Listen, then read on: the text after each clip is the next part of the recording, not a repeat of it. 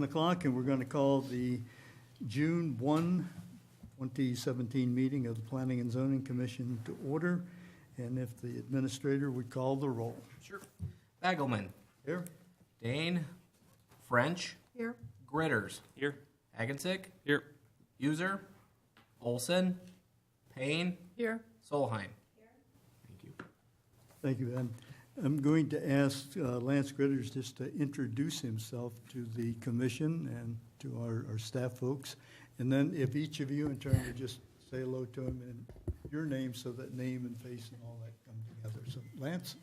Hello, everybody. My name is Lance Gritters, and so obviously I'm the newest member.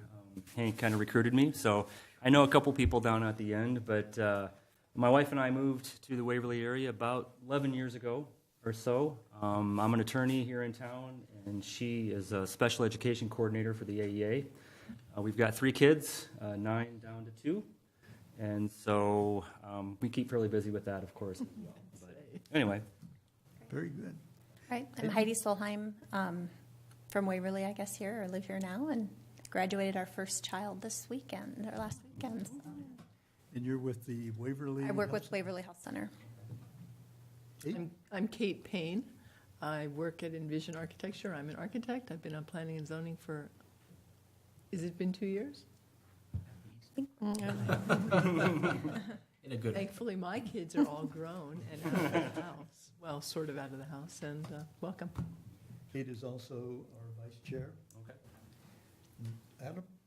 My name is Adam Hagensick. I own my own cleaning business here in town, and I don't have any kids yet, so I'm just a little busy for that right now. You're also a Wartburg. Yeah, Wartburg grad. I graduated in December of 14, and I've been here since 2011. So. Very good. Mary? Mary French. I moved to Waverly about 2.5 years ago. Been on the board a year.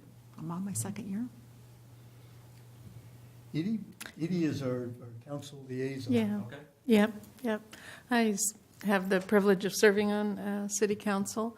I've lived in Waverly for 28 years. 2 children. I must be counting Fred, I guess. 2 children. 2 children that have grown up in Waverly and are gone now. I work at Wartburg College, and we were happy to see Noah Solheim graduate from high school and come to Wartburg. So, welcome. We have the added advantage in that he was also a member of the commission for 11 years, I think. Yeah, and that's helpful to us because she understands our side of it, which is helpful. Ben? Yep. Ben Coho, been here since 2008. I function as a zoning specialist, and I'm here to assist with what the code says and allow you guys to fill in the blanks as far as what you guys are thinking on policy recommendations. And so, yeah, lived here since 2008. I'm married, have 2 kids now, and that keeps me busy as well. Very good. Bill? Bill Werger, city attorney, and I know Lance and I know each other pretty well because we work together. So, Very good. Well, Lance, welcome aboard. If you have questions, there's just blurt it out and we'll deal with it. All right. You received in your packets an agenda. Do we have a motion that the agenda be approved as printed or modified if you have changes? Move approval of the agendas printed. I have one comment. It says Richard Dane, vice chairperson. Oh, I apologize for that, Vice Chairperson Payne. Copied and pasted. I will change that. Thank you. We need a new motion. So As amended. we have a motion. I took that as a second. Okay, that'd be great. So we have a motion and a second. Is there any other discussion on the agenda? Hearing none, those in favor say yes. Yes. Those opposed, no. And the agenda is approved as printed. Let's go to the minutes of the May 4, 2017 meeting of the commission. Do we have a motion to approve those minutes? I move that the minutes of the May 4th Planning and Zoning Commission meeting be approved. Second. You have a motion and a second. Any discussion? Hearing none, those in favor of approving the minutes, May 4 meeting, indicate with yes. Yes. Those opposed, no. And the minutes are approved as presented. Communications.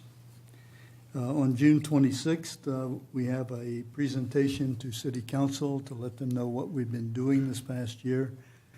I can certainly be prepared to do that, but would welcome a collaborator or a second spokesperson. We've got all of, 10 minutes? I believe 10, Actually, when you 15. get the microphone, you've got the microphone, right? So we need to do a report on our year, the 2016-17 year, and so we'll be putting that together. If you would like to be a part of that, just give me a call or give Ben a call, and we'll get together in plenty of time to do some planning. Okay, let's move. We have no, Ben, did you have any other communications? No, that was it. Sorry. No public hearings this evening. We'll move to regular business, and for the benefit of the folks that are watching on TV, we're going to be talking about plan development, and we'll frequently use the initials PD for plan development. So we're going to review plan development zoning district and discuss potential amendments with the zoning staff. City staff is requesting the commission to review a proposed plan development district ordinance amendment. In the city comprehensive plan, a goal is stated to provide for zoning amendments to encourage mixture of land uses and housing types. Staff is providing the commission with a memorandum highlighting the proposed changes being recommended by staff. And you will recall we had an extensive conversation about this at the last meeting. Lance, for your benefit, our meetings are taped, and they're available by going online to the city site. And if there would be anything you'd want to go back over from whether it's this meeting or a previous meeting, that's a good way to get it firsthand and accurate. So, Ben, with that, would you kind of walk us through? You prepared memorandum? Yes. So thank you, Hank, for introducing that. And essentially what we're here tonight to discuss is the Plan Development District.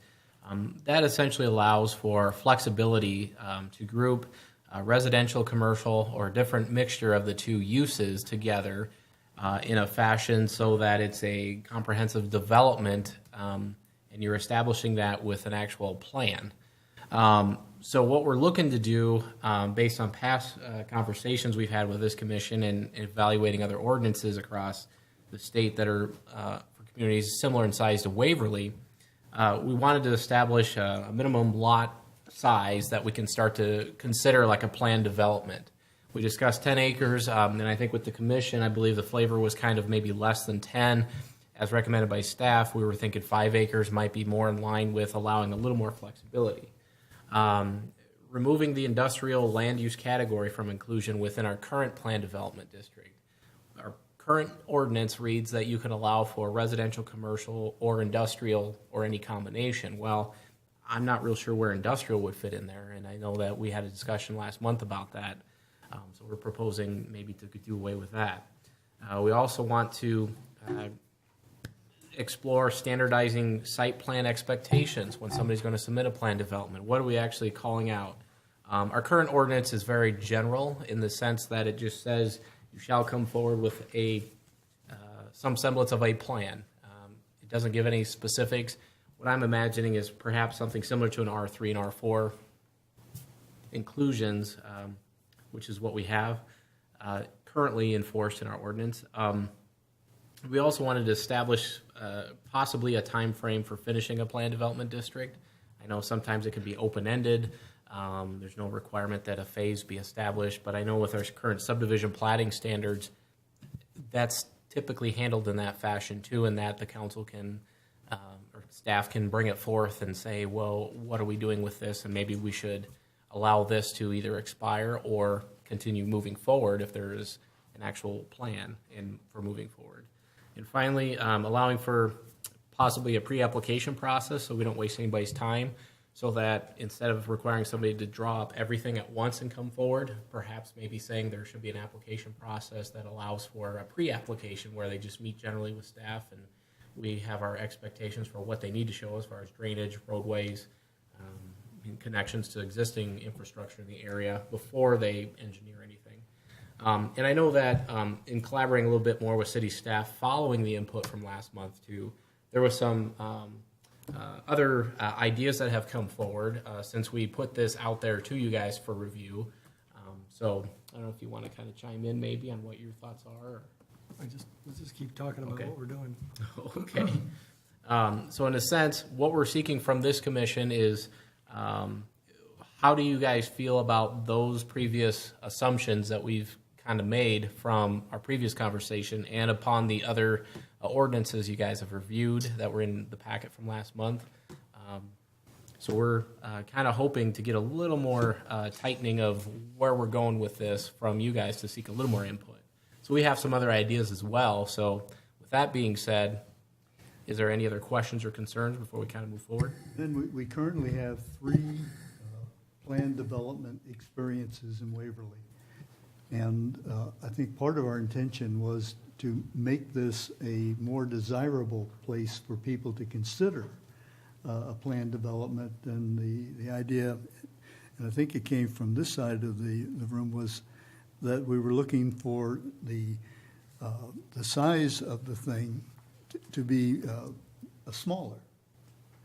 And I think we did come pretty much together as a commission that said 5 acres was about right. You've got that incorporated in here. What were some other things that were kind of guiding principles that we were trying to move forward toward to make this a more desirable condition? Well, as far as we're concerned as staff, I know that using things that a developer may already know, such as existing zoning districts. For example, what I mean by that is saying if you're looking to do cluster homes in a fashion, in addition to providing for an apartment complex, in addition to providing for a quasi-neighborhood commercial use, if somebody has a vision of allowing for that collection of seemingly different land uses together in a fashion, that would be the opportunity for this planned development. And whether or not 5 acres would be enough, it could be. But we that think would be the minimum. that would be the minimum, yeah. Any less than that would be, I think, as we discussed last month too, it could be viewed as spot zoning and it may not fit well with the extremities, the adjacent properties around there as far as how it works. But so with 5 acres, it gives a little bit, it gives enough space where that you can provide for that and accommodate some of that possible needs for a little extra space around it. Can I ask a question? I guess I wanted to throw one out here that when Ben and I have talked about this, we were trying to decide what our PD concept, what we're trying to accomplish. Are we creating a district where you can kind of do a hybrid of things or a different kinds of rules within a district that aren't available in the other zoning districts? If it's changing the setbacks or changing how the buildings are together, a mixture of uses, this kind of thing, or is it really allowing somebody to plan instead of having 3 separate zoning classifications in one group, you can just do one and then set aside 3 different uses during that. So if you had a R1 component, and I like to go back to the Centennial Oaks because that's the one that really seemed to be the one that's the one that was used most appropriately, because I think that the hospital was used to kind of change how high they could go or what they could do, whereas that was really a true mixed use development where you had an R1 component and then you had a pocket of R3 and then you had a pocket of maybe R2 and then you had a commercial entity which was the clubhouse and that. And so you really were trying to do that all at one time, but with a planned way so that you could approve it all at the same time and not have to go one step at a time. Say, I'm going to do my commercial here, and then I'm going to do my R1 here. And what I see with a lot of these planned development districts in other communities is it's almost like they're allowing you to be inventive and creative and kind of mix things together and kind of come up with your own rules. And what we found with Centennial Oaks and Prairie Links is that when things wanted to be changed, it became confusing as to how what we were really there with, because it was designated as residential, but it really didn't say it was an R3. It didn't say it's an R1. It didn't say it's an R2. And so the question would come up, if you're on Eagle Ridge Drive, can you put in a duplex? Well, it just says residential. It doesn't say, and a duplex is residential. So, but it's not an R2.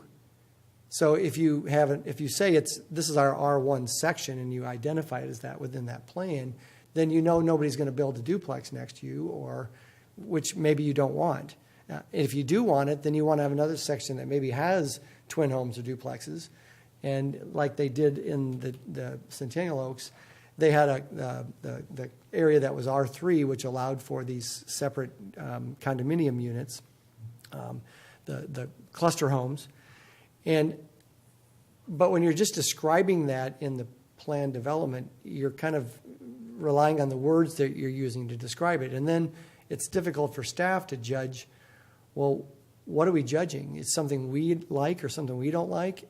Because if it's really just an open season on what you want to do, you're going to say, I'm going to create this development, and this is what it's going to have. But it doesn't meet all your rules for this or that.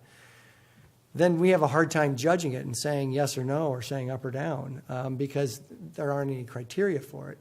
Whereas if you say PD is actually a development which allows you to combine zoning districts into one development, so you can have an arterial that may have a certain kind of commercial, light commercial, as you would say, and then behind it you might have some duplexes or some more clustered homes. And then beyond that, you would have your single-family dwellings in a particular fashion. How you design the roads and how you design the connections is really part of that creative plan of being a planned development. And what I saw before is in ours, the rule was, well, you just tell us what it is, and then we enforce that. And if you want to change it, you have to ask us for permission again.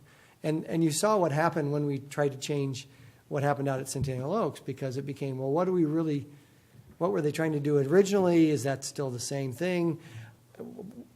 What basis do you have to change it?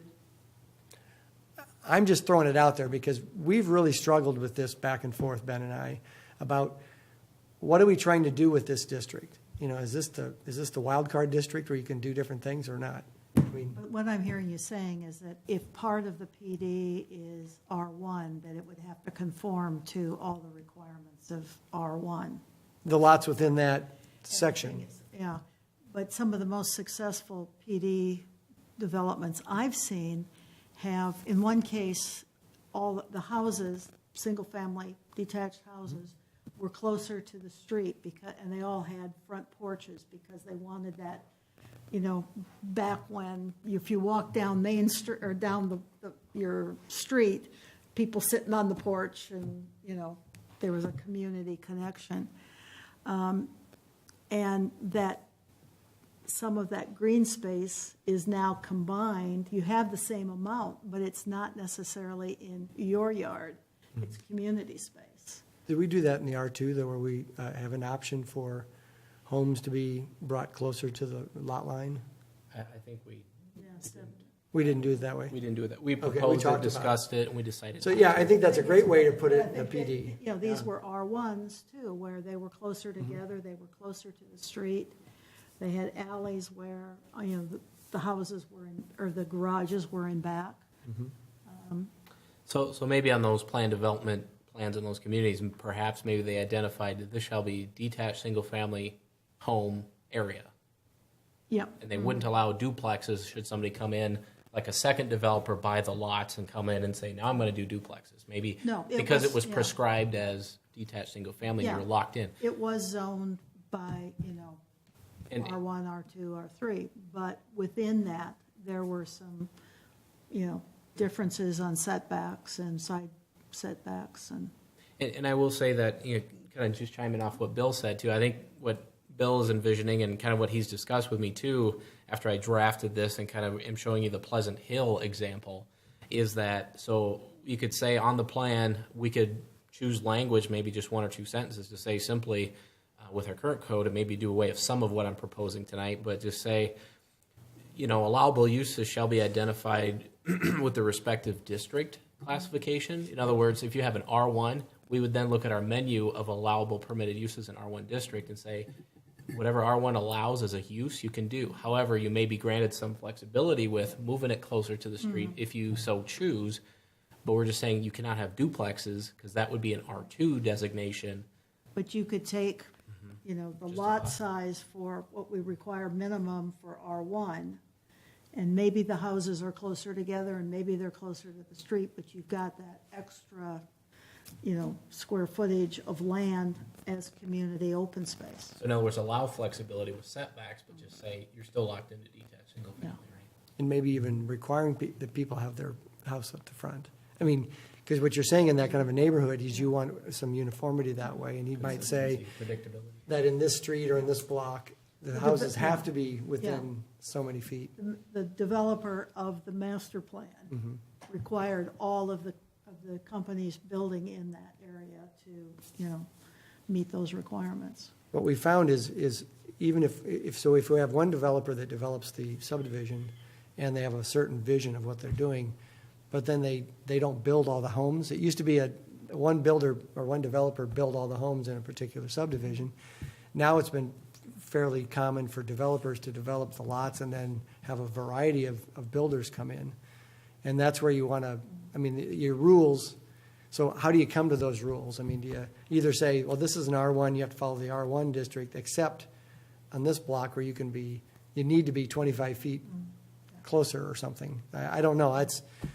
I'm asking because I'm trying to craft something that we all can get behind. The developer would essentially sell a section to one builder. Right. So you didn't have, 3 houses in a row by 3 different, developers.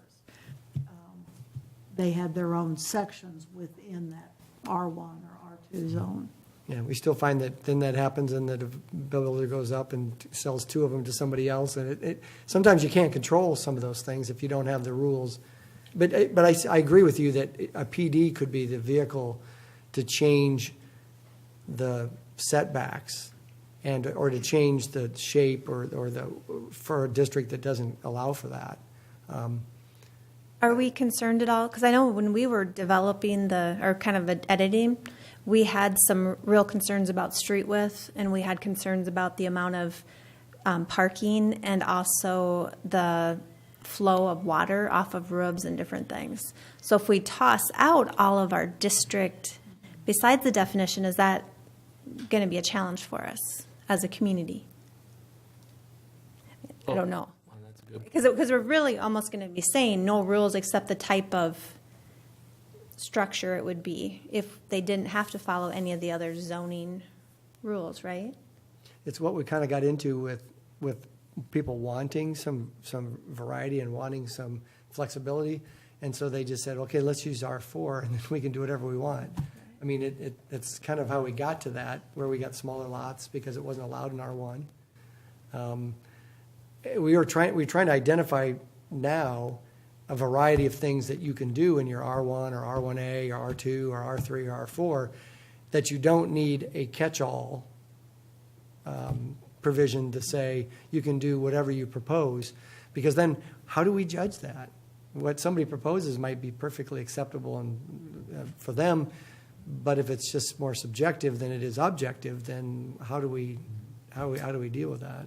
And I think you've got to maintain the street widths and so forth that are required within an area. Otherwise, and Eisenach isn't a PD, but we've got roads that are city streets, and we've got a road that is a driveway. It looks like a street and everything else, but it doesn't meet the requirements, and the city doesn't maintain it. We had different street widths, I believe, in our different zoning district or residential areas. We allowed for one-sided parking with a narrower road and some of that. So that's my concern, is that if we take away all of the rules, I like the idea of the flexibility. We had at one point maybe we didn't adopt that, where we had houses that the whole block had to be the same. And they were rear garages then. Did we not? I don't know if we adopted that. I think we We took maybe that didn't out. take that out? Okay. I was proposing that initially, and after some discussion, it kind of went away. Okay. But that would be something that could be done in a planned development district, you know, I mean, as an option. So this could be the area where somebody could do that then, as opposed to your, you know, you defined R2 district or R1A district, then you could say, I would like to do this housing style. Excuse me, Mr. Zoning Specialist, what would I need to do? Then I would point them to the planned development district and say, this is the designation you're seeking, because then it would require you to show a plan. And then the questions now are starting to come up as far as what ought to be in the plan. Today's standard's pretty loose. It just says submit a plan.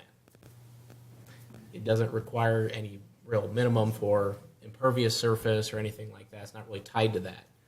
So we appreciate hearing some feedback too, to say, is that a concern, or maybe we should just keep an eye on that.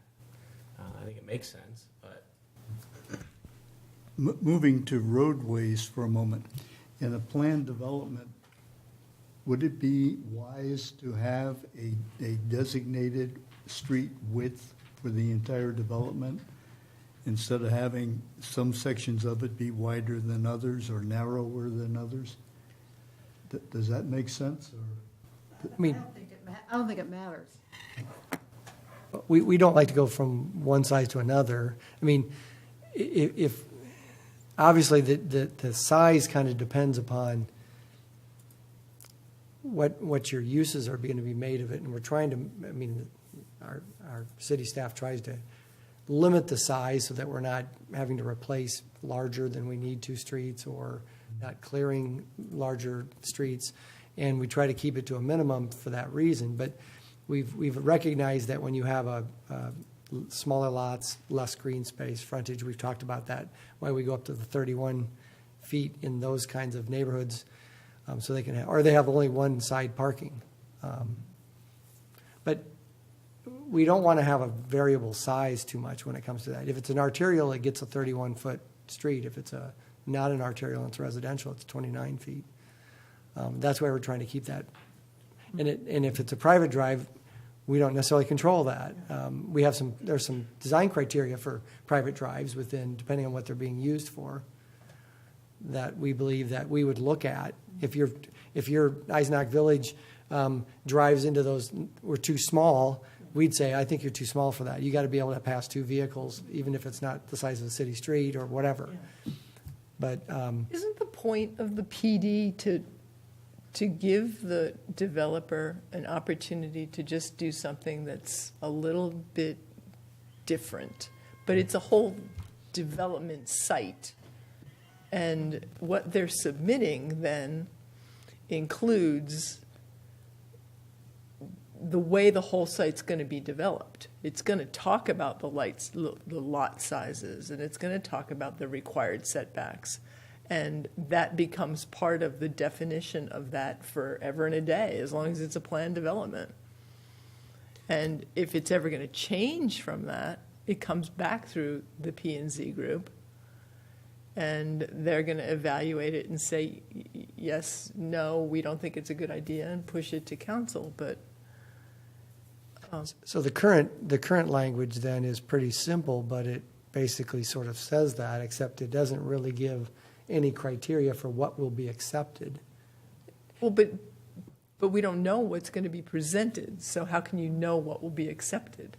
It's kind of the whole point of the specificity, the specifics that you've putting in, tell you what you've got to show so that the staff or the P&Z can respond to it. The site plan requirement, like the things we did for R3 and R4, where you have to show all those things and kind of reflect those types of things. I mean, I'm of the opinion that if somebody wants to do a PD, then there's some special hoops they should have to go through to show the community what they're going to do, and it might be a little bit more extensive than would be otherwise required. Mm-hmm.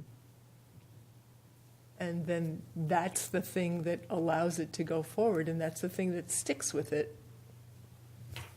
And then it's reviewed later, who knows what's going to happen in 20 years, 30 years. And, But I think too, that with a PD, I'll call it the original developer, has to stay involved so that his vision is carried out by whoever actually does the construction. Seems like the And maybe PD one of has the- rules that any builder would have Yeah. to follow. And it seems like that should be part of the presentation at the master plan step, is here's the requirements that anyone building within this PD have to respond to. You know, if it's a front porch on, every single-family detached, or a certain percentage of all the buildings has to be brick, or whatever the requirements are. That's the whole point of planning it as a development. You're trying to make a cohesive thing. Yeah. So you would build that into the language of the PD application and design, it seems to me. So and what you're trying to do then is to say, okay, once you get the plat, because you're gonna be going back It's to going to be more plat. than a plat. It's Right. going to take it further. I think it should take it further. But the plat itself is the document that gets filed that can then be sold, lots can be sold for sale. I mean, you still have to go back to the legal requirements of a subdivision plat. Mm-hmm. Now, you may then show that these setbacks are different than in R1 district because you've created this, like along a ledge or something, some kind of a physical boundary or some kind of a thing that requires you to have less setback in a particular way, or the idea of designing homes to be built closer to the front and having the garages not be able to face the front, but they have to face the back and provide for an alleyway that is used. I mean, those are things that but have to be drawn on your subdivision plat. But when you're explaining it, it's almost like it has to come with a caption or it come with a description, because what we get into is on the Prairie Links is it was pretty meager as far as descriptions. It's a residential. This space is residential. It sounds like there just wasn't enough information submitted with that That's particular and PD. so I just ask, is that staff's job to say we can't accept this because you don't have enough information? Is that just more of how you manually approve and what kind of things you ask to be put into it? I mean, that's a good That question. seems to me like that's the point of the PD, because you're planning the whole thing. You're not just platting an acreage. So, It's Yeah, more than it's just- more than lot lines. Yeah, it's and based off that, I mean, our current code talks about development plan 100.7.17.02 says the Planning and Zoning Commission shall review the conformity of the proposed development with the standards of the comprehensive plan and with recognized principles of civic design, land use planning, and landscape architecture. That's it. Therefore, we're trying to expand on that. So now it's trying to hit that sweet spot to say, I think to get to kind of what you're getting at, Kate, maybe is a little bit, and what I've heard before is, from Mary too, is a little bit more, what exactly are we after? And so what I've done is I've chose Pleasant Hill as an example of saying, this is kind of, in my opinion, it could be considered overkill because they really go into great detail. Bill and I looked at this too, and we kind of both agreed it has some good parts, but then it has some stuff that I think, maybe goes a little too far. The hard part is to say, where's that sweet spot? I mean, we have a very short, concise plan development district. It's basically not even one page as far as here's what we want, but it's, in my opinion, it's kind of vague. So we're trying to tighten it up. How can we do that? What part of the language do you think needs tightening up the most? what they have to submit that sticks with the PD. Okay. The rules that define it to make it look a particular way are the things that should stick with it over time. Would it be things like putting your covenants and restrictions maybe that Potentially. I would can see it. would say you can't have an outbuilding, or you can't have a front loading garage, or you have to use the alley to, I mean, if you're creating I that don't know kind that of we district. can necessarily predict all things that would be presented. I mean, I think that's the beauty of it, is that it gives a designer an opportunity to say, look at this cool idea. But it's a cool idea if I do it at this scale. And to do it and have it be successful, it has to include these things. But it could vary. It could be the backyard driveway, kind of a thing. Or it could be I want a whole stormwater management system between the yards or whatever. It You know, just- we lived in a home in Urbandale where the sidewalks were mandated at the rear of the rear of the lot, not in the front. So there was no sidewalks in the front. They had it through your backyard. It was just an interesting neighborhood. I've never seen it. I've not seen it very often, and it was really a very desirable thing because you got to know your neighbors because people walked and but that's a different thing. You know, people would choose to say, I would never live there because I'm not wanting somebody to walk through my backyard. But they would know ahead of time that it was a part of the requirements. But I think that's the point of a PD, is it to allow you to do those other kinds of development projects that are based on a scale that's over 5 acres. What happens if you talk about the mixture of, let's say, residential and commercial? Let's say you're planning a big enough area, 5 or 10 acres, where you want to provide for some community retail space that's limited in size, whether it be a little coffee shop or a little ice cream shop, or your vision is to have these little things that are pedestrian based. You know, you can't really just say it's a commercial zoning. You know, these are spaces we're reserving for commercial. Why can't because you? then you could do, well, they could put, and then they could put up storage units, or they could. I mean, it depends on what. Because if you say it's a C1 or a C2 or a C3, then those classifications would set the uses. If you don't do that, then you have to actually spell out what kind of commercial uses you're expecting that would be limited to in that particular area. And that's where, so we got into the driving range discussion about whether that should be ever changed or whatever. And I that's why I'd struggle with it as far as when you're talking about the PD. Again, you know, of the one I'm thinking of, they've even got a gas station on the edge. It's, you know, built to certain requirements. It's screened. It's not an objectionable, you know. No one looks at it and says, what's that doing here? It just makes sense. They've got a preschool, you know, daycare center. They have, you know, retail, like, you know, right across from townhouses. It's like a little village center. And So where normally it could be considered spot zoning or incompatible, they've done it in a way so that they're kind of meshing and melding because they planned it out. And the same thing with with what's built there. There are requirements in terms of height and setback, but also with materials that they've used and Design, yeah. uh, I mean, Ankeny did that for they created a city with all those different uses in a particular 200 acres or whatever they did, and that's now. And then, practically speaking, how relevant is this going to be for Waverly? So, if you start saying 5 acres, you know, is this going to be one in the next 20 years, or is it going to be, you know?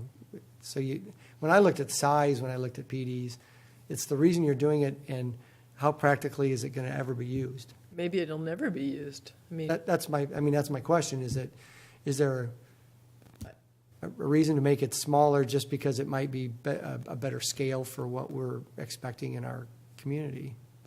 I think 5 is small. I would agree. You know, I think otherwise, going back to what we talked about last month, it just would be too minimal. But by having it 5, we're still allowing, you know, a smaller area to be developed. But this also then would apply to, like, Centennial Oaks coming in, and it's just a square, and they're saying, well, we're not sure what we're going to do in there. We think maybe residential, there may be some commercial, and we had no requirements to say, you've got to give us more information than that.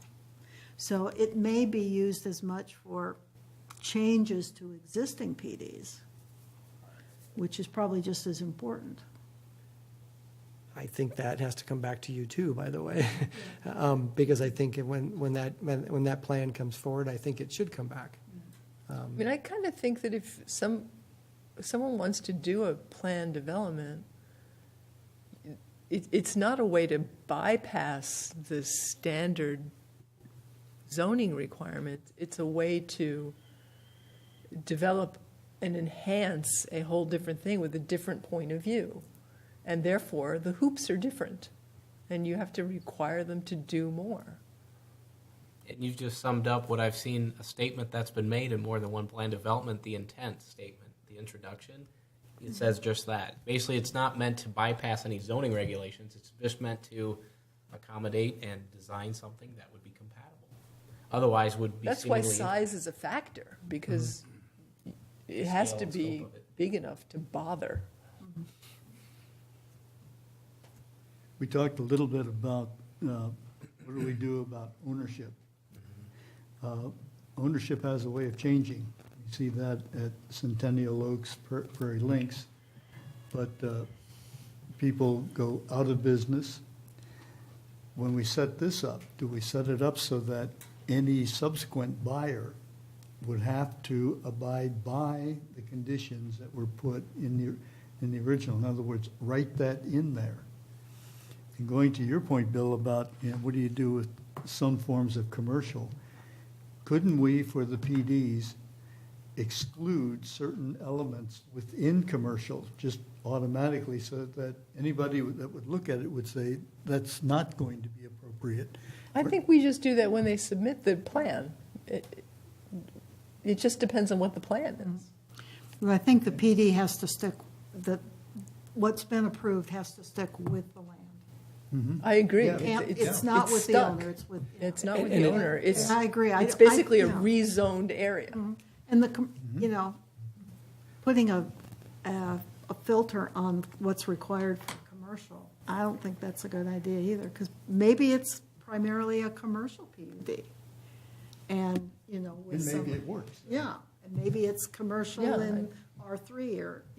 I don't think that we can have enough clairvoyance to understand what somebody might think up. The point of it is to give them an opportunity to show us the brilliant idea they're having. And I think we've already seen that what they say at the front of this or at the beginning of this process can be changed, but it's more like a rezoning. It's a big deal, and we saw that's what we did end up with. It was that process that change process became something that had to be considered by this body and then gone to council and approved. Because you don't want it to be, I'm just changing my mind, so I'm going to do whatever I'm going to do something different. It strikes me as it's kind of like a mini city, for lack of a better word, with its own little zoning plan. Little comp plan. Yeah, it's just a different scale than what we do for the whole city. And the rules might be a little different, but that's the point of allowing them to do it. And so what I've heard is, am I correct in assuming then, you're going to handle it like a rezoning, except you have to have a plan with it to show how it'll fit in? Like if you say, for example, instead of the more recent example would be the Centennial Oaks lot that was brought up for the driving range. I know more than one comment was made by a commissioner at the time was, well, we should have a plan with a little more detail to it. Well, we didn't technically require that, but is that something maybe we can tighten up with the ordinance amendment? Shall have a plan? I It think. would clearly show X, Y, Z, like road connections, stormwater drainage accommodations, just for a couple quick ones that are very important to city staff to evaluate something. I think if someone's going to do a plan development, they need a real plan. They need. And if they're revising it, an existing one, they should go back through the pre-proposal and through the steps again. Yeah, I agree. That's the only protection that and people who've invested in the property have, is them having to do that, because changing their mind dramatically affects their property. Well, and I think on Centennial Oaks, I somewhat flippantly said, well, there's nothing to prevent them from putting a gas station across from your house. And they were like, well, no, they won't do that. And in my question to the developer, I said, do they have any approval? And nope, they don't. So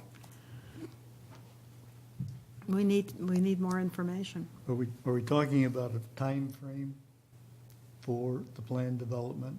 to take place? You mean the ordinance? No, Or the no. actual development. For the actual development, someone comes in with a plan, does there need to be a time frame that's described? And let me chime in on that. There are some communities in the examples I've given you that do say that. You shall give us a phase plan. There are some communities that do not. So it's across the board, to be honest, to answer your question. And I'll let the commissioners chime in on what you guys think. But It may depend on the size of the planned development. If you have a 20-acre planned development, you're not expected to be built out very quickly. And so it really kind of depends on what the plan is, how many you can expect to build each year, how you're going to plan it. There's economics in that you can't Yeah. necessarily predict. I lived And what do across you from do a if planned they don't? unit development that was, when I moved in, it was just raw land. And economic, just bottom falls out of it. And as long as I lived there, they finally were starting to build from one end. But, I don't know that it's done yet. We've And had what do you do if they don't meet it? I mean, what type of I a know. penalty can you impose upon? well, I've seen an ordinance that says, if you don't meet your phase requirement, then it just resorts back to the previous zoning district as though it never happened. But then within a that year. does not protect the people who've purchased. Right, part. So I right. don't There think is no that's a good recourse as far as saying it has to be finished a certain way. Yeah. I haven't seen language to that effect. I think that's really going out on a limb. And it used to be that our subdivisions were built kind of like they started just keep going down the road. And now you have a big, long street, and you might have one here, and one here, and one here, and one here, which makes it very difficult for city services. You're telling somebody they have to build a sidewalk, and it doesn't go anywhere. Well, that's because the lots are scattered everywhere before they fill in. And so that's, But also, you start out and maybe your plan is to do the residential and, the R1 and then, a little commercial and so forth. And then all of a sudden the economics and the demand has changed and you need to do something different. Do they have to come back in then if you give them a? I think you do if they've started. Because the question is, what do you do for the 3 people that built their house there thinking it was going to be R1, and all of a sudden you said, I can't make any money, so I got to put duplexes in. Well, it becomes a different change, and so I think that change would have to come back. At least I think that doesn't. No, but not that we're not changing zoning, but if I start building R1s and then realize there's not a big demand for R1s, but somebody's looking for R3s, but I'm not scheduled to start the R3 section for 2 years, do I have to wait? Do I have to come back and say, excuse me, can I change my schedule? And you're talking about the schedule, you're not talking about changing what's built in Right, what just the section. schedule. Yeah, and that's why I think you have a hard time with schedules. I really haven't seen an ordinance out there that really hammers home the schedule component of that. There is the ordinances out there in the previous month's examples that do show you. I forgot what community it is, but they did talk about, if you haven't done something, over a certain length of time, and then you go to change it, and then you obviously have to start over, as though it's a brand new one, because you have to give public notice, and you got to involve everybody like it's a brand new request. Because over time, properties change hands, developers change hands, so. I can see where there might, go ahead. Well, if you hope if someone's going through the plan development process, they're getting ready to move forward, they're not doing it for something they're thinking 20 years down the road. Otherwise, it's a lot of expense and planning for nothing, you'd think. I don't know, I guess I wouldn't expect that to happen I too. mean, I can see where if something, you could put some sort of time clause where if something didn't expand to a certain percentage in a certain amount of time, you might want to reconsider, you would bring back to the planning and zoning a way to reconsider how it gets developed, but I would think it'd be easier to say if you don't get started in doing anything, to develop, then it could hit that start over stuff. Because if you have something that's already started but it isn't going as fast, that's a hard one because the people that bought those properties relying on the fact that that's what it was going to be, that's not fair once it started.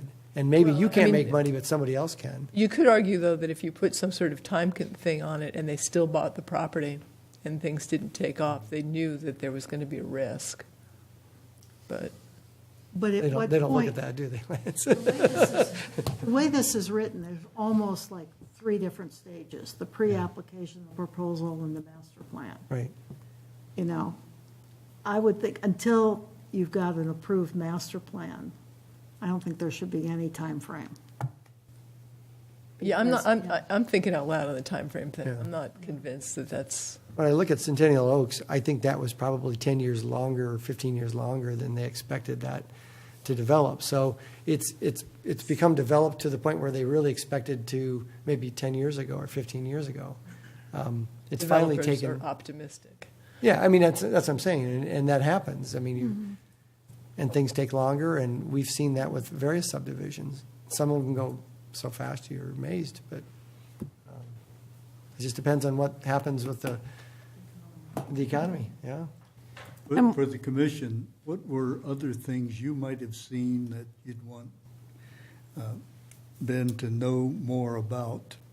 And for you fellas, what do you need yet from us to do that next stage of editing?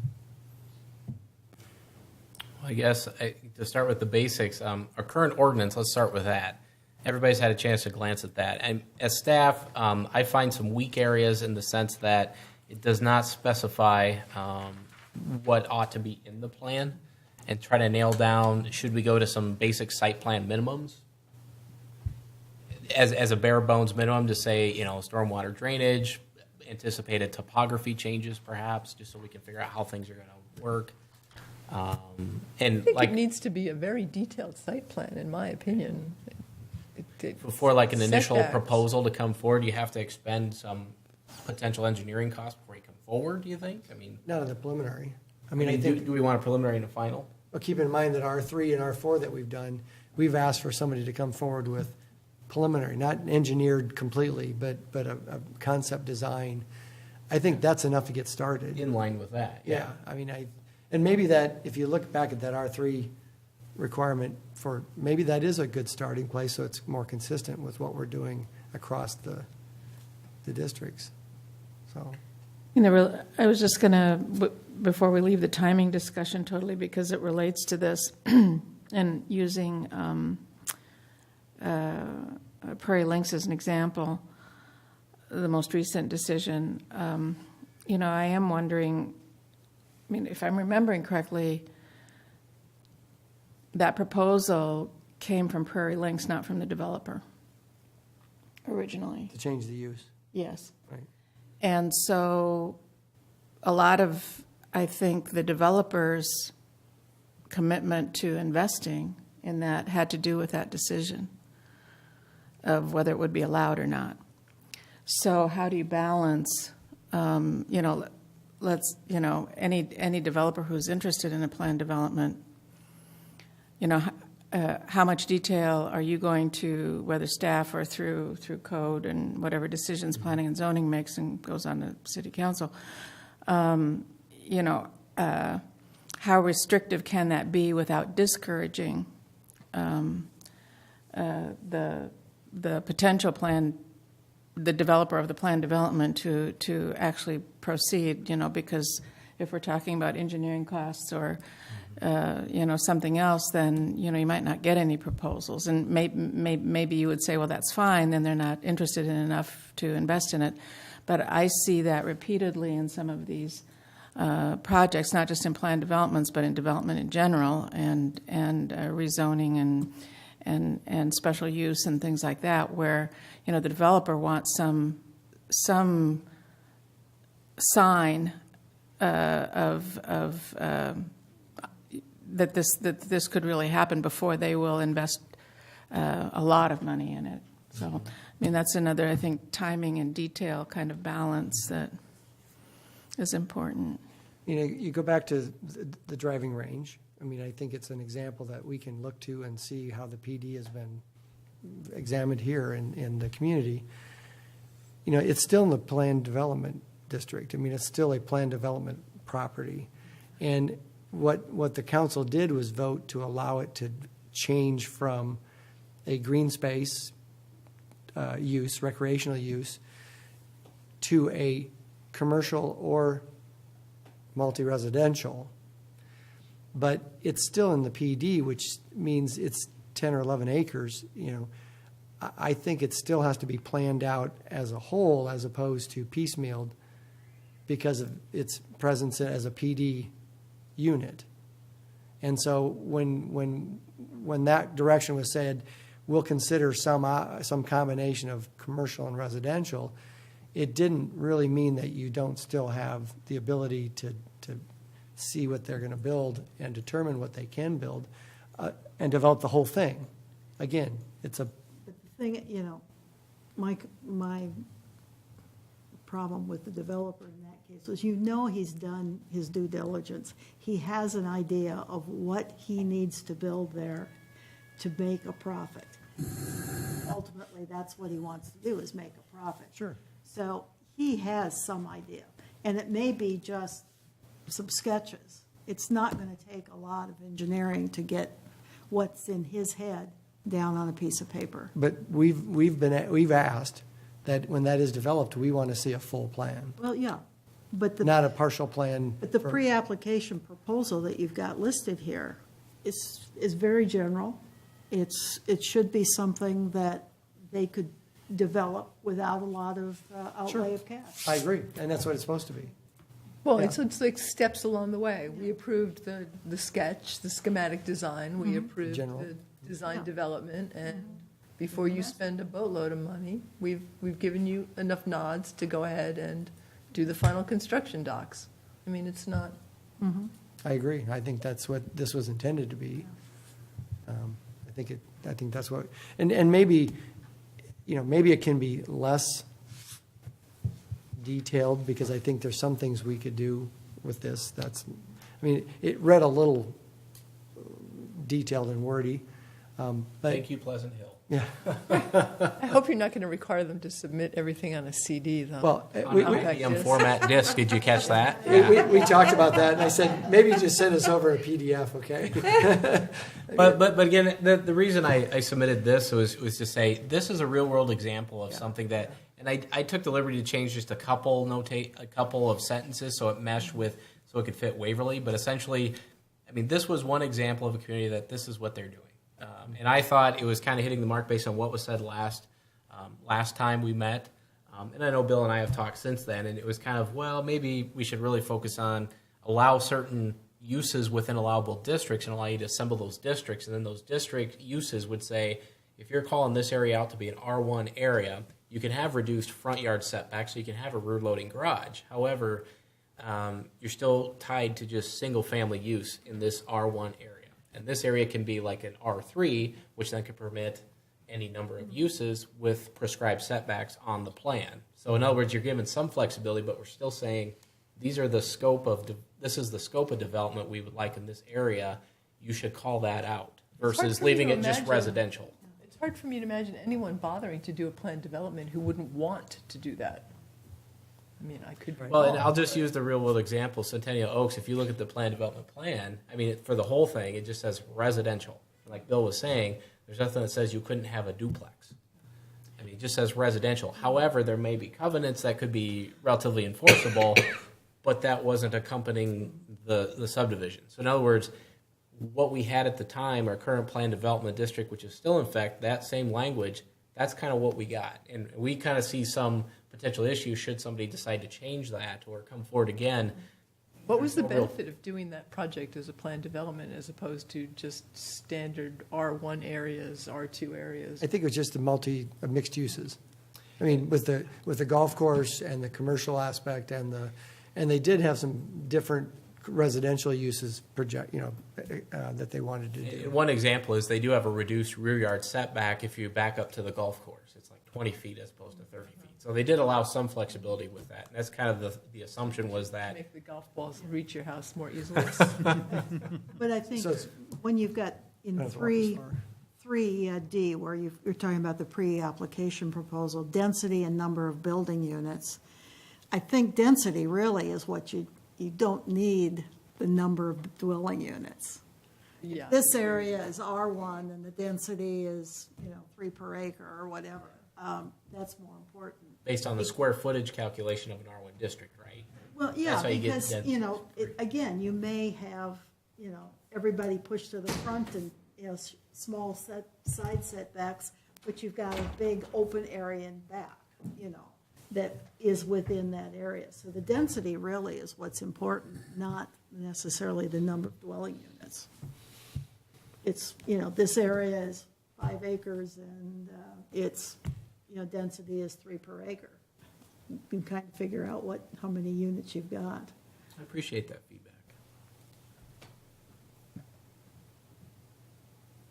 I think what we talked about doing, and Ben and I are probably, we'd like to mesh some of the good things out of the Pleasant Hill and bring it into our own plan development language, because we really think we have to require certain things, the planning aspect of it.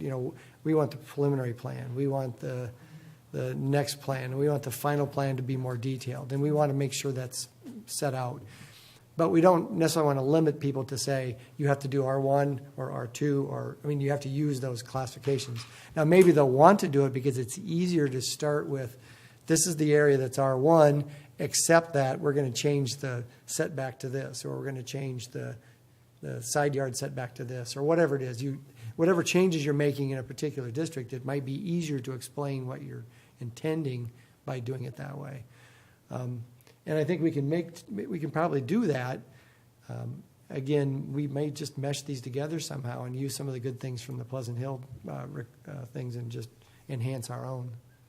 And based on tonight's discussion too, I'm looking at the Grinnell, Iowa example from last month, and that's basically a little more simplified language that it's not as detailed as Pleasant Hill, which requires you to save it in this format and these size sheets, but the Grinnell plan talks about, procedure is you submit a preliminary plan, you submit a final plan, and it gives some basic standards of what they're after, for example. So maybe that's something too we could look at. So, we'll revisit those based on tonight's input, I think, and kind of go forward from there. We appreciate the general discussion, though, because I was more of the, let's just put various districts and kind of push them together.